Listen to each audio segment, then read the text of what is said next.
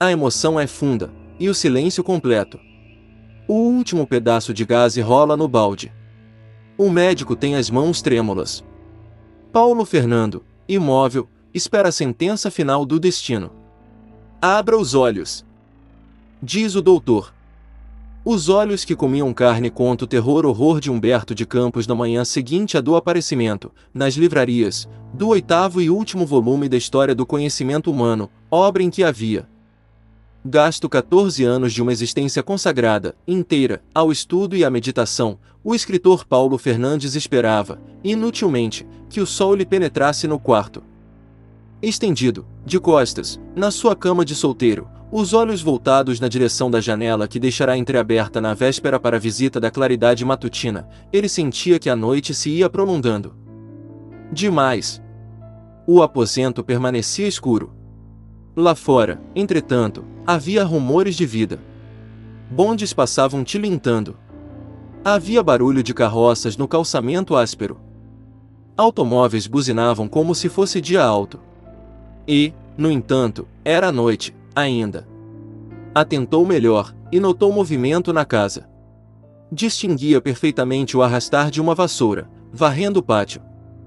Imaginou que o vento tivesse fechado a janela, impedindo a entrada do dia. Ergueu, então, o braço e apertou o botão da lâmpada. Mas a escuridão continuou. Evidentemente, o dia não lhe começava bem. Comprimiu o botão da campainha. E esperou. Ao fim de alguns instantes, batem docemente à porta. Entra, Roberto.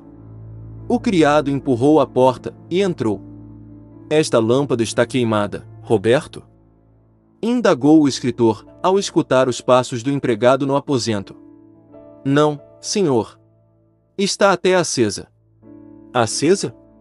A lâmpada está acesa, Roberto? Exclamou o patrão, sentando-se repentinamente na cama. Está, sim, senhor. O doutor não vê que está acesa, por causa da janela que está aberta. A janela está aberta, Roberto? Gritou o homem de letras, com o terror estampado na fisionomia. Está, sim, senhor. E o sol está até no meio do quarto.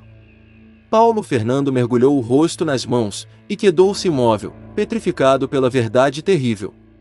Estava cego. Acabava de realizar-se o que há muito prognosticavam os médicos. A notícia daquele infortúnio em breve se espalhava pela cidade, impressionando e comovendo a quem a recebia. A morte dos olhos daquele homem de 40 anos, cuja mocidade tinha sido consumida na intimidade de um gabinete de trabalho, e cujos primeiros cabelos brancos haviam nascido à claridade das lâmpadas, diante das quais passará 8.000 noites estudando, enchia de pena os mais indiferentes à vida do pensamento. Era uma força criadora que desaparecia. Era uma grande máquina que parava. Era um facho que se extinguia no meio da noite, deixando desorientados na escuridão aqueles que o haviam tomado por guia.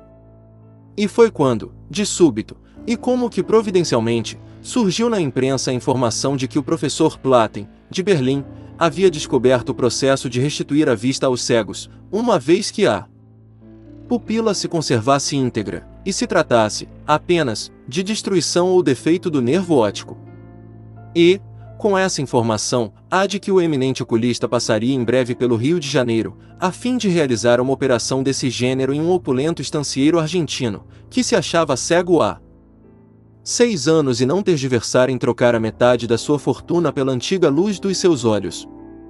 A cegueira de Paulo Fernando, com as suas causas e sintomas, enquadrava-se rigorosamente no processo do professor alemão, dera-se pelo seccionamento do nervo óptico. E era pelo restabelecimento deste, por meio de ligaduras artificiais com uma composição metálica de sua invenção, que o sábio de Berlim realizava o seu milagre cirúrgico. Esforços foram empregados, assim, para que Platen desembarcasse no Rio de Janeiro por ocasião de sua viagem a Buenos Aires. 3 meses depois, efetuava-se, de fato, esse desembarque. Para não perder tempo, achava-se Paulo Fernando, desde a véspera, no grande hospital das clínicas. E encontrava-se já na sala de operações, quando o famoso cirurgião entrou, rodeado de colegas brasileiros, e de 2 auxiliares alemães, que o acompanhavam na viagem, e apertou-lhe vivamente a mão. Paulo Fernando não apresentava, na fisionomia, o menor sinal de emoção. O rosto escanhoado, o cabelo grisalho e ondulado posto para trás, e os olhos abertos, olhando sem ver, olhos castanhos, ligeiramente saídos, pelo hábito de vir beber a sabedoria aqui fora, e com laivos escuros de sangue, como reminiscência das noites de vigília. Vestia pijama de tricoline branca, de gola caída. As mãos de dedos magros e curtos seguravam as duas bordas da cadeira, como se estivesse à beira de um abismo, e temesse tombar na voragem.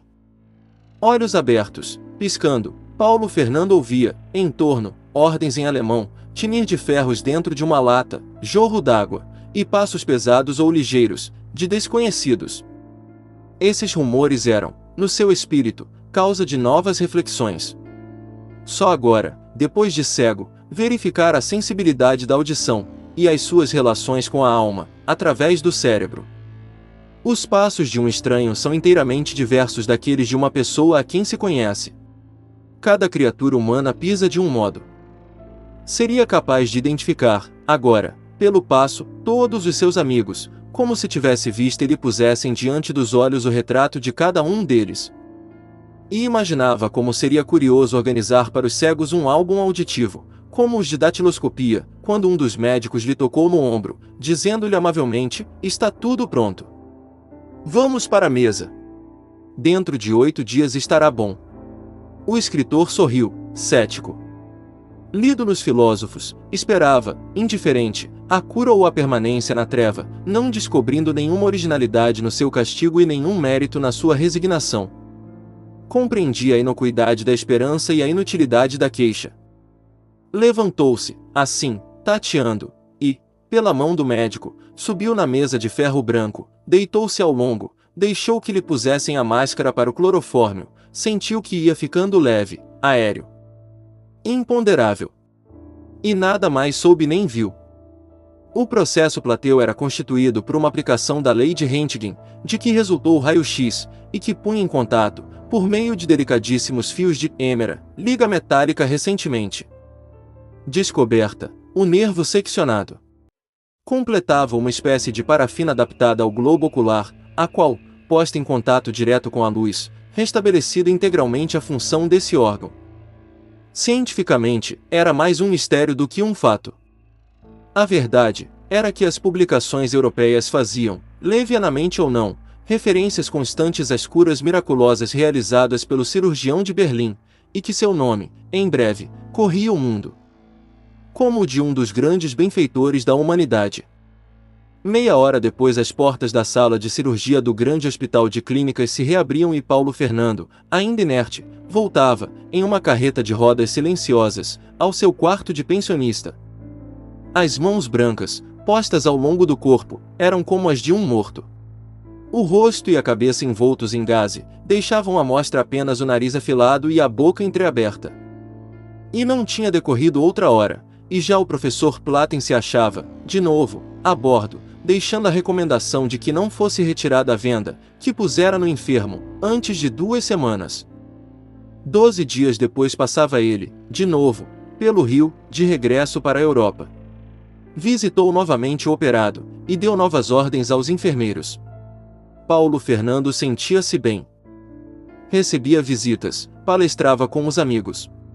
Mas o resultado da operação só seria verificado 3 dias mais tarde, quando se retirasse a gaze.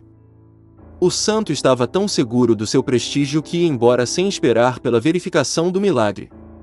Chega, porém, o dia ansiosamente aguardado pelos médicos, mais do que pelo doente. O hospital encheu-se de especialistas, mas a direção só permitiu, na sala em que se ia cortar a gaze, a presença dos assistentes do enfermo. Os outros ficaram fora, no salão, para ver o doente, depois da cura. Pelo braço de 2 assistentes, Paulo Fernando atravessou o salão. Daqui e dali, vinham-lhe parabéns antecipados, apertos de mão vigorosos, que ele agradecia com um sorriso sem endereço. Até que a porta se fechou, e o doente, sentado em uma cadeira, escutou o estalido da tesoura, cortando a gaze que lhe envolvia o rosto. 2, 3 voltas são desfeitas. A emoção é funda, e o silêncio completo, como o de um túmulo. O último pedaço de gaze rola no balde. O médico tem as mãos trêmulas. Paulo Fernando, imóvel, espera a sentença final do destino. Abra os olhos, diz o doutor. O operado, olhos abertos, olha em torno. Olha e, em silêncio, muito pálido, vai se pondo de pé. A pupila entra em contato com a luz, e ele enxerga, distingue, vê. Mas é espantoso o que vê. Vê, em redor, criaturas humanas.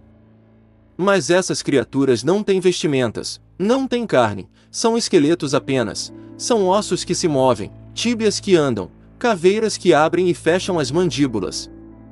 Os seus olhos comem a carne dos vivos. A sua retina, como os raios X, atravessa o corpo humano e só se detém na ossatura dos que a cercam, e diante das coisas inanimadas. O médico, à sua frente, é um esqueleto que tem uma tesoura na mão. Outros esqueletos andam, giram, afastam-se, aproximam-se, como um bailado macabro.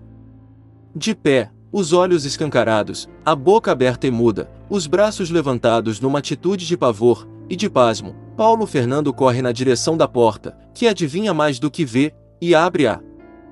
E o que enxerga, na multidão de médicos e de amigos que o aguardam lá fora, é um turbilhão de espectros, de esqueletos que marcham e agitam os dentes, como se tivessem aberto um ossuário cujos mortos quisessem sair.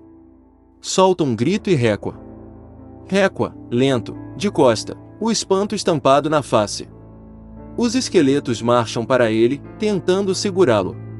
Afastem-se! Afastem-se, íntima, num urro que faz estremecer a sala toda.